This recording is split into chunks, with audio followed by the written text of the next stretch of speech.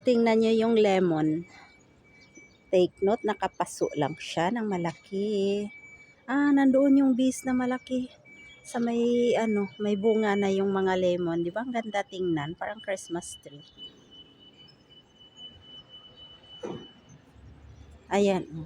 Pag hindi tinatanggal yung bunga, konti lang yung flowers niya. Di ba? Ito pa, oh. Ang daming bunga.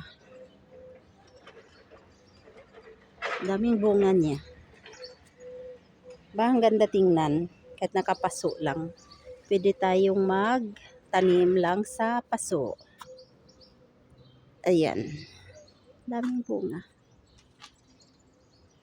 Ganda niya tingnan, di ba? Ayan. Yellow.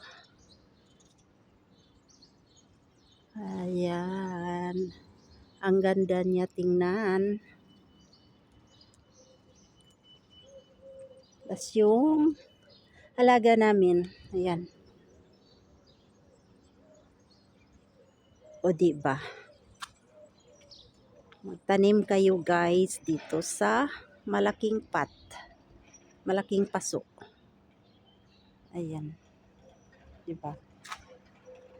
Ang ganda.